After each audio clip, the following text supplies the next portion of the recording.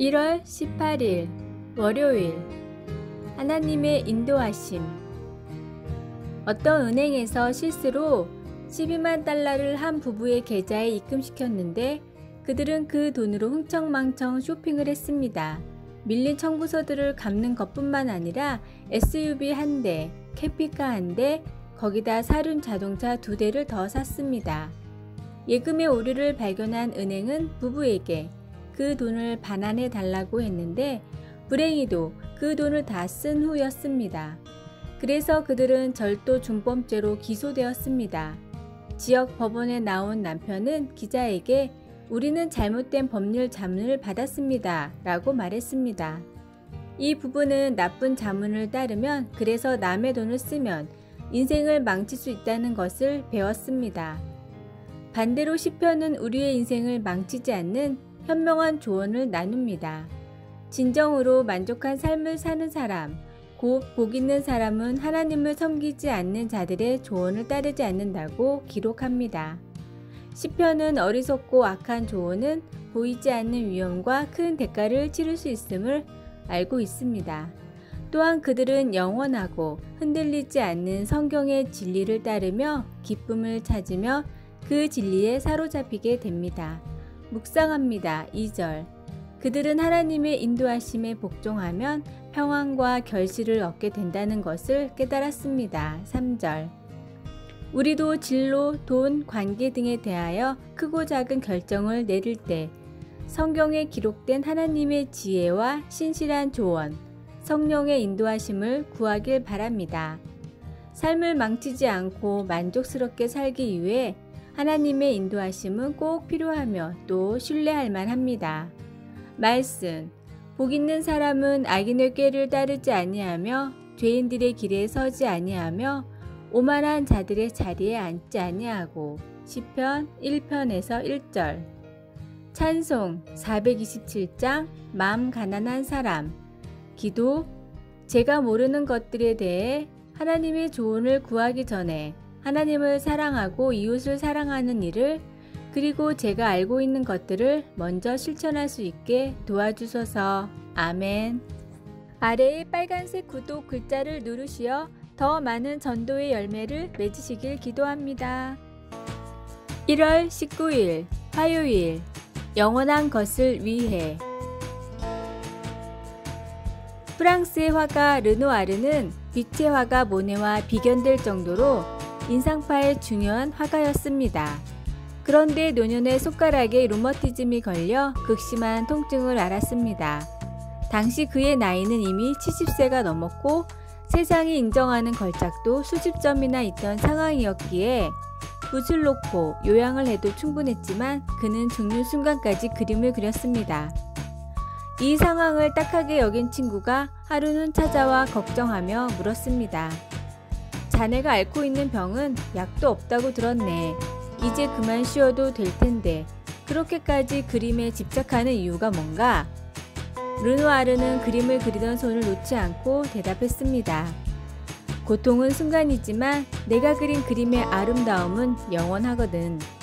르누아르는 그렇게 죽을 때까지 고통을 참아가며 그림을 그렸고, 그가 아프기 시작하고 나서 그린 용녀들과 같은 작품들은 파리 인상파 미술관에서 르누아르의 대표작으로 여겨 거액을 주고 구입해 지금도 소장하고 있습니다. 에콰도르의 아우카족에게 선교를 하다가 죽은 짐 엘리엇은 영원한 것을 얻고자 영원하지 않는 것을 버리는 자는 바보가 아니다 라는 말을 남겼습니다. 때로는 고통스럽더라도, 때로는 인내해야 하더라도 지금 우리의 삶을 투자해야 할 것은 거룩한 하나님의 나라와 주님의 명령임을 잊지 마십시오. 오늘의 말씀. 내 육체와 마음은 쇠약하나 하나님은 내 마음의 반석이시요 영원한 분깃이시라. 시편 73편 26절. 오늘의 찬송 546장 주님 약속하신 말씀 위에서. 오늘의 만나. 주님, 주님이 주신 것들을 올바로 사용하게 마음을 주장하여 주소서. 무엇을 위해 살고 있는지 최근의 삶을 돌아보고 방향을 주님께로 수정합시다. 아래의 빨간색 구독 글자를 누르시어 더 많은 전도의 열매를 맺으시길 기도합니다. 1월 20일 수요일 물질 이상의 것을 나누기. 아니 나눠 갖기 싫어. 막내 아이가 자기의 많은 레고 조각 중 단 하나라도 나누어 가져야 한다는 말에 속이 상해서 울었습니다. 아이의 철없는 행동을 보고 눈을 치켜뜨기는 했지만 사실 그런 태도는 아이들한테만 있는 것은 아닙니다. 나 자신의 삶에서 실제 모든 인간들의 경우에서 다른 사람에게 너그럽고 후하게 베풀기를 완강히 거절하는 경우가 얼마나 많이 있는지요.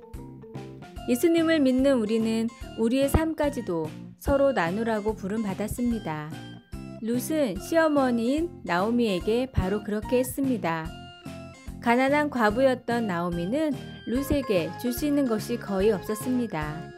그러나 룻은 떠나지 않을 것이며 죽어서도 서로 헤어지지 않겠다고 맹세하며 시어머니와 함께 했습니다. 룻은 나오미에게 어머니의 백성이 나의 백성이 되고 어머니의 하나님이 나의 하나님이 되시리니 라고 말하면서 사랑과 연민의 마음으로 연로한 시어머니를 너그럽게 대했습니다. 이런 식으로 우리의 삶을 나누는 것이 쉽지는 않겠지만 우리는 이 같은 관용이 가져다주는 열매를 기억해야 합니다. 룻은 나오미와 삶을 함께 하면서 나중에 아들을 낳았는데 그 아들이 다윗 왕의 할아버지가 됩니다. 예수님은 그분의 생명을 우리와 나누시고 들림받아 지금은 하늘에 계신 아버지의 오른편에서 다스리고 계십니다.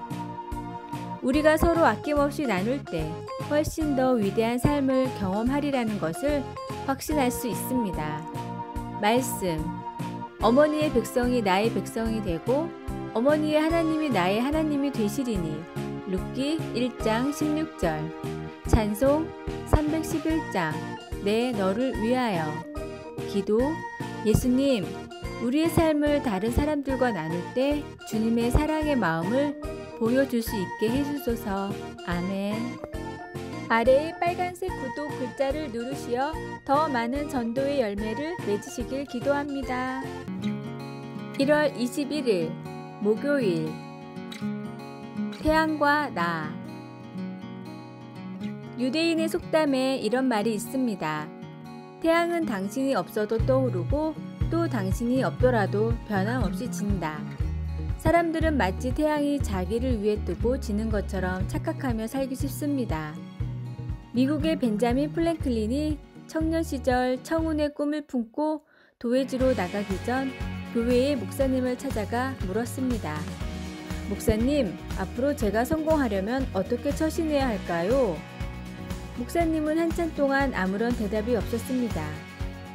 분위기가 어색해진 플랭클린은 슬그머니 일어서서 작별 인사를 했고 문 밖으로 나오려다 문설주의 머리를 세차게 들이받고 말았습니다. 플랭클린은 아픔에 얼굴이 찡그러졌습니다. 그 모습을 본 목사님이 그제서야 그를 불러세워 이렇게 말씀하셨습니다. 자네, 앞으로 어디를 가든지 고개를 좀 수그리고 다니게. 그리고 무슨 일을 당해도 밝은 표정을 잃지 말게나. 그러면 틀림없이 성공할 것세. 이 말은 플랭클린의 가슴에 깊이 새겨졌습니다. 그렇다. 내가 누구를 만나든지 겸손하게 대하고 아무리 싫은 사람을 만나도 마음에 들지 않는 일을 하더라도 환한 표정을 잃지 말자. 이것은 그의 좌우명이 되어 플랭클린은 모든 이에게 존경받는 참으로 귀한 일꾼이 되었으며 당대의 가장 성공적인 인물로 추앙받게 됩니다. 자기를 다른 사람보다 뛰어나다고 여기지 말라고 성경은 말씀합니다. 재물이나 권력을 자랑할 것이 아니라 오로지 모든 것을 주시고 당신 자신까지 기꺼이 내어주신 하나님을 자랑하시기를 바랍니다.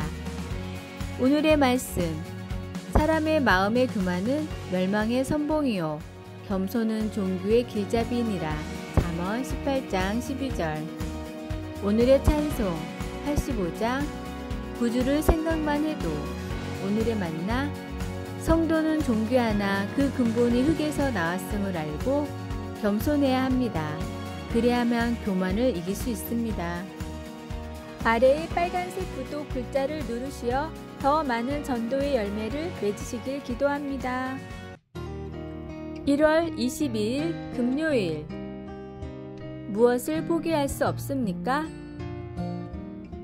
포기할 수 없는 게 하나 있다면 그게 무엇입니까?